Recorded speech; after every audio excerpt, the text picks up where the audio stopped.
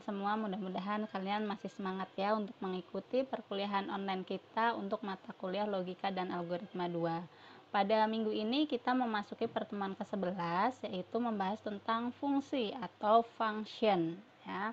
Nah, apa sih ini function dan nanti gunanya di program itu untuk apa ya? Nah, jadi function atau fungsi itu adalah blok kode yang dirancang secara khusus, artinya kita yang membuat fungsi ini ya. Jadi di sini fungsi atau function itu ada yang sudah disediakan oleh program Borland C++, ada juga yang bisa kita custom atau kita buat sendiri ya. Jadi fungsi ini atau function ini juga bisa kita gunakan secara berulang di dalam program tersebut, sehingga kita tidak perlu untuk membuat pernyataan atau memanggil pernyataan yang sama secara berulang-ulang ya. Jadi cukup sekali membuatnya, kemudian kita bisa memanggilnya secara berulang-ulang atau beberapa kali sesuai dengan kebutuhan kita.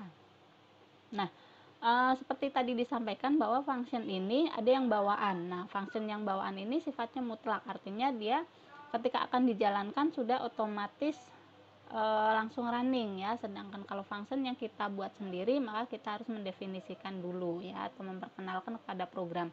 Function-function yang sudah ada secara mutlak di CPP misalnya adalah function main ya. Ini untuk badan program kita ya, bagian program utama ya. Nah, kemudian ada juga printf ya, cout dan seterusnya ya. Nah, ketika kita membutuhkan sekelompok pernyataan tersebut, kita cukup memanggil nama fungsinya saja. Jadi kita butuh untuk melakukan apa, bagian yang blok program mana, maka kita cukup memanggil dengan nama fungsinya saja ya. Jadi function ini bisa juga menerima input dan akan menghasilkan output karena berupa sekelompok baris-baris program dalam C++ ya. Nah, nanti kira-kira gunanya untuk apa function ini ya? Seperti disampaikan bahwa ini untuk mengurangi penulisan program ya. Misalnya kita butuh buat garis ada 1000 garis. Nah, kita kan nggak mungkin bikin cout, garis, gets dan seterusnya. Maka kita buat functionnya satu garis, kemudian nanti kita tinggal panggil nama function tersebut, misalnya adalah garis ya. Misalnya sampai 500 baris garis. Nah, maka kita tinggal memanggil nama function garis tersebut ya. Kemudian keuntungan yang lainnya adalah program menjadi lebih terstruktur atau runut ya, sehingga mudah untuk dipahami dan lebih mudah untuk dikembangkan. Karena program yang baik adalah program yang secara penulisannya itu runut atau terstruktur, dengan pertama headernya yang digunakan apa, kemudian bagian programnya mana ya, program utama, bagian yang functionnya mana, dikenalkan variabel-variabel yang dimiliki dan seterusnya, karena di dalam function itu juga bisa memiliki variabel ya. Nah, kemudian pemanggilan function ini dapat berulang-ulang ya dengan memanggil namanya saja. Misalnya kita punya function namanya garis, berarti kita cukup memanggil function garis ya. Lalu bagaimana untuk penulisan functionnya? Secara deklarasinya teman-teman, fungsi atau function mempunyai bentuk penulisan seperti ini ya. Kita tuliskan nama functionnya, kemudian kita berikan argumen ya, kemudian ini adalah baris-baris perintah yang akan dilaksanakan oleh function kita ini ya. Nah, bagian argumen ini bisa diisi atau bisa juga dikosongkan. Apabila kita termasuk ke dalam function yang berparameter ya, maka bagian argumen ini akan kita isi nilainya ya. Apabila tidak kita berikan nilai, itu namanya function yang sederhana ya. Di sini bagian argumen ini bisa kita kosongkan ya. Jadi secara sederhananya adalah kita menyebutkan nama fungsinya, kemudian ada nggak argumennya. Kalau tidak ada, kita langsung aja kosongkan. Teman-teman perlu perhatikan bahwa di sini dalam penulisan function ini belakang nama function tidak ada semikolon ya, atau tidak ada titik komanya. yang ada titik koma itu adalah bagian-bagian perintah programnya atau bagian-bagian perintah dari function tersebut ya, perlu diingat. Jadi nama function, kemudian argumen, kemudian di sini tanpa diakhiri dengan tanda titik koma ya. Oke, berdasarkan bentuk format deklarasinya, nama function itu boleh ditulis secara bebas, artinya sesuai dengan kebutuhan kita. Misalnya tadi kita akan membuat function garis, maka kita beri namanya garis supaya lebih mudah mengidentifikasinya ya. Tidak menggunakan spasi untuk sebuah nama function ya. Nama function mempunyai fungsi sesuai dengan tujuannya, kita membuat untuk fungsi apa. Kemudian bagian argumen ini diletakkan di antara tanda kurung yang terletak di belakang nama fungsinya ya. Jadi di belakang nama functionnya ini kita berikan tanda kurung ya. Argumen boleh diisi dengan satu data atau dibiarkan kosong. Apabila dibiarkan kosong, teman-teman, ini sebagai fungsi yang sederhana ya. Apabila ada isinya, biasanya itu disebutnya dengan function yang berparameter ya. Kemudian untuk bagian pernyataan atau perintah ini seperti pada badan utama program, di sini ada kurung brackets-nya ya. Jadi sama seperti di dalam main ya. Main ini biasanya kurung buka, kurung tutup, nah di dalamnya ada perintah-perintah yang akan dijalankan. Function pun sama demikian, karena function itu juga berisi kumpulan dari blok-blok atau baris-baris coding yang akan dieksekusi oleh program. Bagaimana penulisan functionnya? Function dapat dibuat sebelum ataupun sesudah bagian program utama. Jadi bisa di atas main, bisa di bawahnya main ya. Nanti akan kita lihat apa sih bedanya function yang apabila dituliskan di sebelum bagian program utama atau sebelum main, dan sesudah program utama atau sesudah bagian main ya. Seperti sudah disampaikan bahwa function itu ada yang sederhana, ada yang diisi parameternya ya.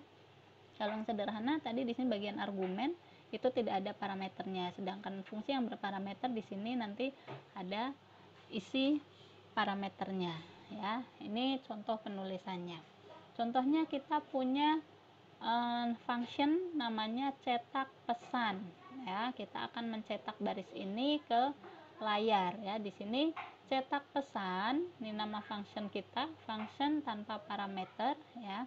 Nah, ini bagian argumennya kosong, tidak diisi karena tidak akan memberikan nilai apapun ya. Kemudian yang di sini ada function dengan parameter, yaitu dengan menyebutkan tipe datanya, kemudian nama functionnya ya. Nah, di sini ada nilainya ya. Misalnya kita punya variabel A dan variabel B ya. Untuk function berparameter biasanya nanti akan dipanggil nilainya. Nah, ini akan ada bedanya nanti ya. Function yang berparameter itu akan dibahas lagi di slide berikutnya ya. Jadi parameter itu fungsinya atau sifatnya opsional, boleh ada, boleh juga tidak.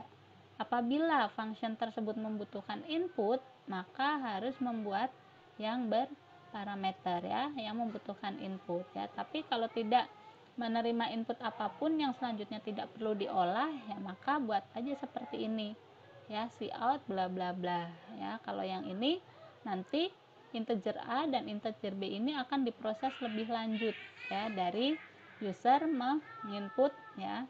Di sini untuk yang berparameter ya, integer A atau variabel A itu akan menyimpan inputan yang diisi oleh user, kemudian hasil inputannya ini akan diolah lebih lanjut ya. Jadi cukup jelas ya teman-teman ya untuk bedanya yang paling mendasar, yang berparameter dan tidak berparameter ya. Jadi kalau yang tanpa parameter, cara penulisannya bagian ininya dikosongkan ya, bagian argumennya, kemudian biasanya digunakan untuk function-function yang tidak perlu ada inputnya ya. Jadi user tidak perlu memberikan input terhadap program kita ya.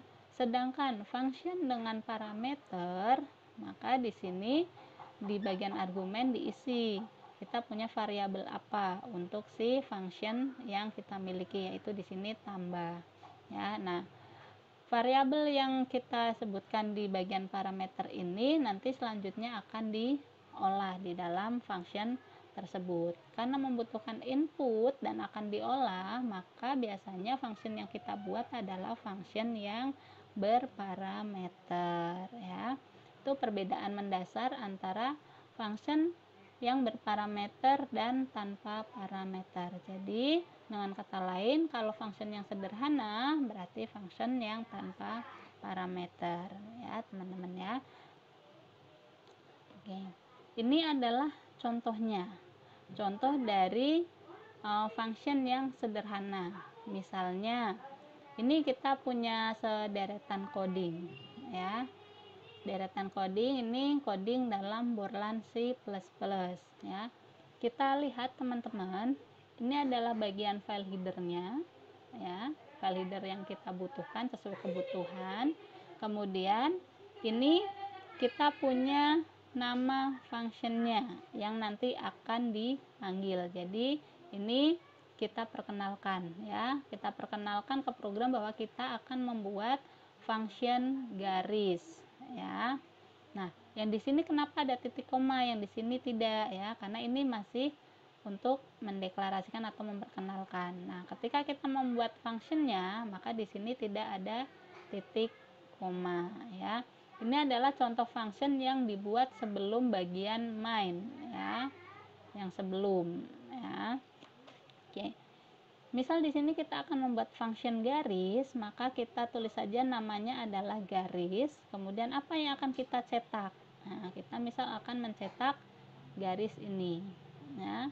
Jadi membuat isi function dapat dilakukan sebelum maupun sesudah program utama. Ya, kalau yang ini adalah contoh yang sebelum. Kemudian kita memasuki program utamanya. Ya, di bagian program utama ini seperti biasa kita punya main ya, kemudian kurung buka dan kurung tutupnya untuk program main ini. Nah, di sini kita panggil nama functionnya ya. Misal kita akan mencetak seperti ini ya. Di sini kita tidak buat cout garis ya. Di sini juga kita tidak buat cout garis. Jadi kita di sini panggil nama function garis, maka nanti akan bagian atas tercetak garis ya. Universitas Bina Insani ini tercetak dari program main ya. Garis ini juga tercetak sebagai sebuah function ya. Demikian teman-teman contoh dari fungsi sederhana untuk penggunaan function tanpa parameter.